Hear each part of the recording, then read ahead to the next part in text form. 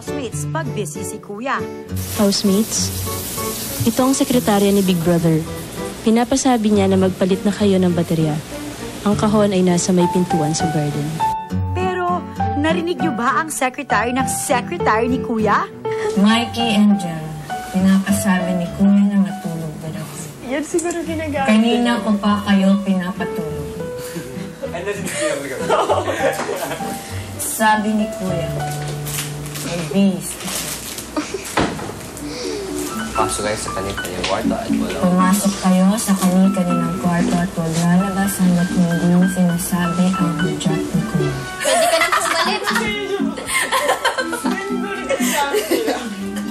Hala!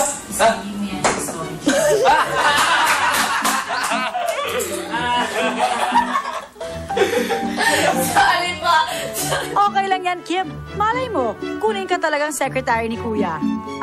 Maya-maya ay nagkaroon na naman ng nakakakilig na biruan sina Gerald at Kim. Wala! Ano? Si Mikey, di mapakali. Ay! Sorry. Okay ka na. Ha? Yeah, basahin. Wala magawa. Hindi, basahin ko lang. What? Kasi pag-teach nyo sa amin ng word of God, may English pa. Nagtutulog-tulugan, pero gising naman ang isip. Isip. Hindi mo maghanap ako si Sandara. Mahal ko kayo. Mahal kita, alam mo ba? Dahil ito na ang final eviction night, may kakaibang announcement si Kuya tungkol sa pag-iempake ng gamit. Dalawa sa inyo marahil ay ito na ang huling pag-iempake ng kanilang mga gamit. Oras na para ayusin ang mga gamit at ilagay sa maleta. Pero sa pagkakataong ito, iba ang housemate na mag-iempake para sa inyo. Gerald, sino ang gusto mong ipag-empake? Si Mikey po. Mikey. Si Gerald po. Kim? Hello po niya. Brenda? Jam po. Ikaw, Jamila.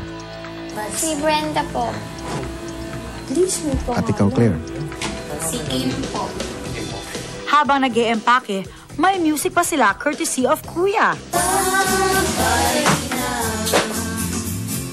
Aalis na ako. Bye-bye na. Aalis ka na. Magsaya tayo ngayong araw na to. Ikaw pa. Dude. Si ano, narinig ko sa radio drama kanina. Parang si Kim, bound to be a star eh. No? Yung pagsabi sa kanya sa radio, no? Oo. Pero ang usapan, nauwi sa gayuma. Swerte ito. Ayaw maniwala. Sige. Yun lang yung time na ginamit natin. Oo, tapos tingnan mo, eviction night mo yun. Kasi ako, may swerte na ako. Yung Air Force One. So, ikaw pare, bahala ka. Pare, basta may good girl. Para may kutuba ako sa'yo. Swerte ito. Well, mukhang it works dahil pareho kayong di napalabas sa bahay ni Kuya. Good luck! Sana epektibo yan, Gerald! After mag-impake, kinausap ng dalawang boys si Big Brother. Thank you for all the things you taught us, all the experiences we've never experienced before. Sana talaga, kung ano man talaga yung napulot ko po dito, magamit ko po talaga sa labas. Maraming salamat. Meanwhile, bumalik na yata ang vibrations ni Madam Brenda at namigay ng farewell gifts. Before I go, Ano before you go? bibigyan na ng regalo sa mga umaalis eh. Ako naman aalis mamaya. Ano nito? Sa'yo. Ang cute na, ma'am. Thank you. Nag-request ang boys ng last dance, pero si Kuya may kondisyon. Gusto ninyo ng tugtog? Opo. Sige. Patutugtugin ko ang paborito ninyong sayawin. Pero, hahanapin ninyo ito kung saan sa buong bahay ito tutugtog. Dito ka, makikita sa rin. Ang puso ko ay magmahal. Hindi mo to matitignan, mahal. Kahit na mayamang ka. Saan pare labas? Titig ba? Kung katawan ko lang ang hawin nyo.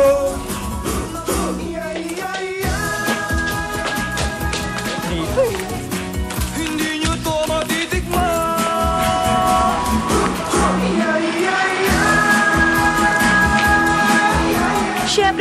mga boys ang may last dance, pati ang mga girls. Pag mabigat talaga ako, mabigat yung gusto. Anak? Sa labas? Kala ko sila na.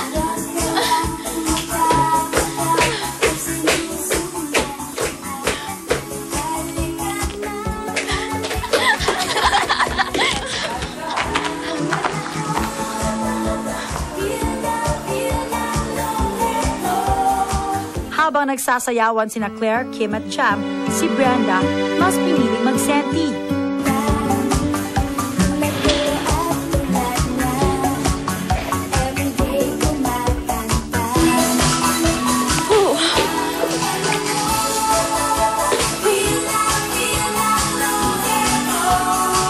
Pero nang ipatugtog ang kabataang Pinoy, nakisali na rin ang dalaga ng Zambales. Siguro naisip na rin niya na ito ang huling sayaw nilang ani. May pangarap na nais abutin. Sa sarili mo, kaya natin yun. Up next, ang revelation ni Mikey about his love life. Siyempre, nung una nanibago din ako dun. I hope you understand kasi dati, nagbago eh. Gerald, busy naman sa kwentuhan about their favorite topic, si Kim. Okay ka lang dahil medyo pinatulak kami. Tinutulak kayo? Tinutulak ba talaga kayo? Okay lang. T-shirt ka pare. Siyempre, nung una nanibago din ako, diba? Okay. I hope you understand kasi dati, nagbago eh. Siyempre, kung nasa position kita. Siyempre, naninibago lang ako. But of course, siyempre, kahit anong mangyari, tanggap ko kahit ano. Things change. Pero pare, wala talaga pare. Friends lang. Nahalata ako sa'yo, pare. Na pag kasama kami ni Kim, iba demeanor ko. Oo, hindi naman sana. Ako yung first na ano sa'yo, di ba? Yung first day or yung first time. Ako na asar sa'yo about yun kayo ni Kim, di ba? So, pare, wala akong attentions na mangyari to. Na ganito, pare. Wait lang, Gerald. Hindi mo ba naaalala na inamin mo kay Fred na gusto mo si Kim? Tol, problema yun. Ano pare? Anong Wala advice mo? advice yun eh. Ha? Basta ako, sabihin kita, di ba, may gusto ko siya rin, pero smooth moves ako. Hindi ko. Sa kanilang pag-uusap, lalong lumalim ang kwentuhan ng dalawa. Alam mo na anong kulang sa'yo? Ako, sabihin, perfect girl ang kulang sa akin.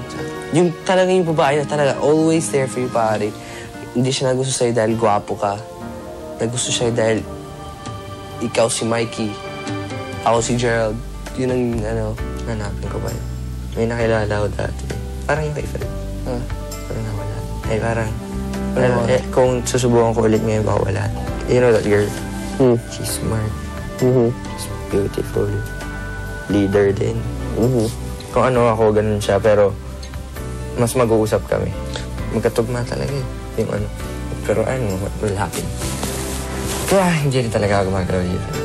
Yung lalo na yung kahit inaasar na ako kay Kim, ganun dati. Relax lang ako kasi kailangan talaga kilala mo muna yung tao. Nalaman ko na yun. Sobra. Natutunan ko yung hard way din. Yun naman pala. Kailangan muna ni Mikey na makilala ang kanyang perfect girl. 6 days ago na lang po bago naman kaya nangyari emergency ba to? Nag-voluntary exit ba siya? Yan po ang tanong na iiwan ko sa inyo ngayong gabi.